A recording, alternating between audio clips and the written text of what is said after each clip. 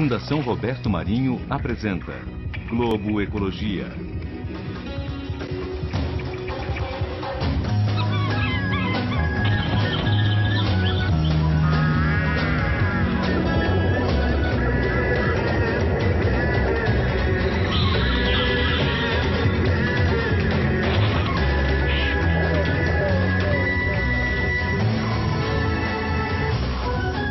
Esta é a castanheira, um dos símbolos da Amazônia.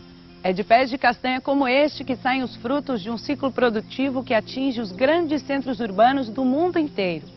Além de significar o sustento de muitas famílias, essa árvore é um exemplo de respeito entre o homem e o meio ambiente, pois para ela existir, a floresta tem que estar em pé.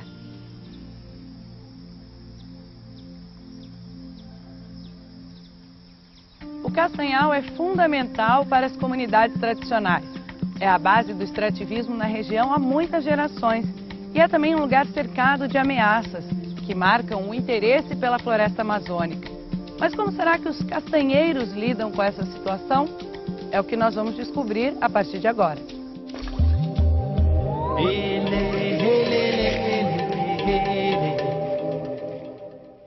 Olá! Década de 1960. O Brasil começa uma política de desenvolvimento para ocupar a Amazônia. É o início da instalação de grandes projetos econômicos na região norte do Brasil. No sul do Amapá, comunidades extrativistas de castanha do Brasil sofrem ameaça com a chegada de um empresário norte-americano interessado em produzir celulose no país. Daniel Ludwig chegou à divisa do Pará com o Amapá em 1967 para instalar o projeto Jari. A fábrica para transformar os eucaliptos em papel foi projetada no Japão e veio montada para o Brasil. O empresário desmatou boa parte da floresta nativa para plantar eucaliptos. Se por um lado o projeto Jari significou promessa de novos empregos e desenvolvimento para muitas pessoas, causou um impacto negativo na memória da população que retirava o sustento do extrativismo da castanha. Naquele momento foi um momento que ficou na memória da gente uma coisa muito ruim, que foi a devastação da floresta, derrubando os castanhais, a mata toda, dissolvendo as comunidades. E o momento mais trágico foi na hora do incêndio, da grande área pegando fogo, que ficava até 3 dias aquela área pegando fogo, fechava de fumaça, uma coisa assim absurda, que a gente nunca tinha visto aqui. Para nós foi uma coisa muito difícil e que isso até hoje nos traz uma tristeza, porque nós não temos mais condições de ver essa floresta restabelecida. As comunidades se dissolveram porque não tinham como ficar, foram embora para outros estados ou se mudaram para algum lugar bem longe. No nosso caso, nós subimos mais o rio, né, para trabalhar. Sebastião, conhecido na região como Brás, foi uma das primeiras lideranças comunitárias no sul do Amapá a tentar mudar a situação dos castanheiros depois da chegada do projeto Jari. Mariolando, irmão de Sebastião, também acompanhou o trabalho nessa época. Ele enfrentou isso com um pequeno grupo, que a maioria correu, né? Se afastou do processo, falou: isso é muito perigoso. Claro que é perigoso, mas alguém tinha que falar. E as comunidades sentiram a necessidade de se unir, de se organizar, uma família com a outra, para fazer os mutirão, que era comprar o básico para a família, para sustentar a família. Mesmo sem escola, sem um monte de coisa. Isso fez com que as famílias fossem se unindo. E esse processo de organizações, ele começou através da igreja, né? A igreja veio falando: olha, se vocês não se organizarem, vocês nunca vão sair dessa. Então, analfabetismo em primeira linha, desnutrição em segundo plano, né, que estava lá, então o pessoal não tinha opções, era um pouco bem desnutrido, apesar de ter um produto nobre na mão, mas era muito ruim o estado de saúde da população aqui, malária e determinadas outras doenças, hepatite, outras coisas, que isso cercava um pouco a população. Com medo de que o projeto Jari avançasse para outras partes da floresta e a necessidade de organização das comunidades, trazem a ideia de transformar parte daquela área em uma unidade de conservação. A mobilização por uma área de reserva, protegida por lei, onde várias comunidades extrativistas pudessem trabalhar, começou com um pedido do castanheiro Mariolando para a comunidade onde morava, conhecida como Comunidade do S. Eu já tinha uma visão, eu e mais 10 pessoas a mais, nós tínhamos uma visão de garantia de mercado. A gente queria exatamente para garantir os mercados. Então vamos fazer uma reserva e daí o Estado é o dono e cede ela para nós trabalhar com uma concessão aí para garantir mercado. Fizemos um ofíciozinho lá, eu assinei na época e mandamos lá 205 mil hectares de terra. Nós fizemos com um lápis, pegamos aquela régua de coisa lá, como chama, de agrimensor, e fomos riscando daqui para cá e tal, fizemos um mapazinho, um cocri, e mandamos esse cocri junto para Macapá. Em 1997, é criada a Reserva do Desenvolvimento Sustentável do Iratapuru, a primeira conquista das comunidades depois de mais de 20 anos trabalhando espalhados pela floresta e lutando por um território para continuar o trabalho extrativista da castanha do Brasil. A área decretada corresponde a mais de 800 mil hectares.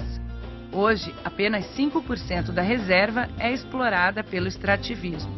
Ela partiu dessa necessidade dos castanheiros, né?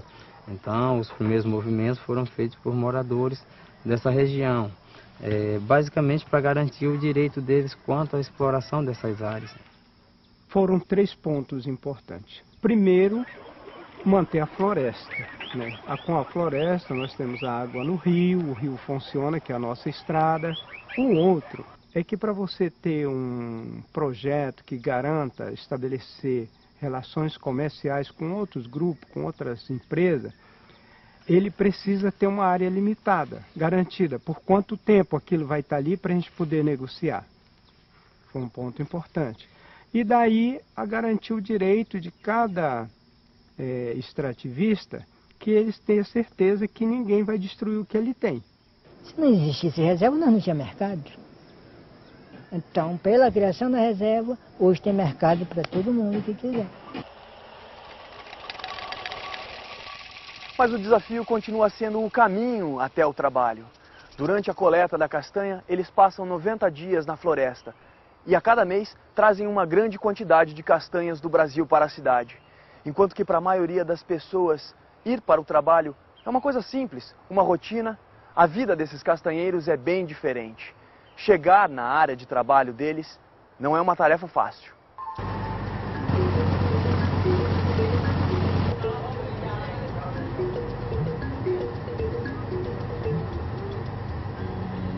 Este é o Rio Jari, que faz divisa entre o Amapá e o Pará. Para chegar à Reserva de Desenvolvimento Sustentável, tivemos que enfrentar as corredeiras do rio. Em algumas partes da viagem, as cachoeiras são tão fortes que foi preciso sair do barco e seguir por uma trilha na mata. Até o barco teve que ser carregado. Um caminho perigoso que os castanheiros enfrentam no dia a dia do trabalho. Desde o início eu sabia que essa viagem ia ser bonita, mas não sabia que teriam tantas surpresas. Por isso, resolvi registrar alguns momentos com a minha própria câmera. Depois de um dia e meio de viagem, conseguimos chegar na parte da reserva onde os castanheiros estão trabalhando e fomos bem recepcionados.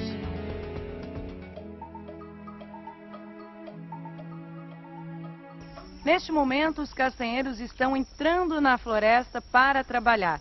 Nós estamos no período final da coleta da castanha.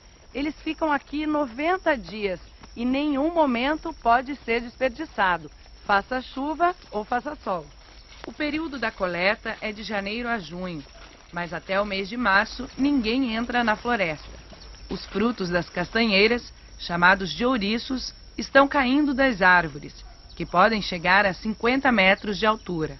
Porque é um perigo muito grande a gente entrar debaixo de uma castanheira dessa aqui em janeiro, fevereiro, que ela tem muita castanha em cima e está jogando. Porque você está a uma distância assim, você escuta só tá pi, pi, pi. Um ouriço desse aí cair na cabeça de uma pessoa é fatal. Quando não mata, mas vai ficar doido pro resto da vida. A coleta da castanha na Amazônia é feita da mesma maneira há mais de 100 anos. A gente se distribui.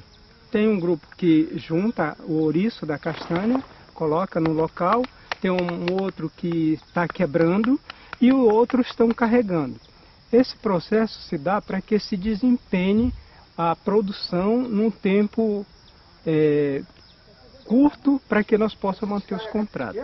No final do dia, os extrativistas colocam a castanha neste galpão dentro do acampamento para a primeira secagem.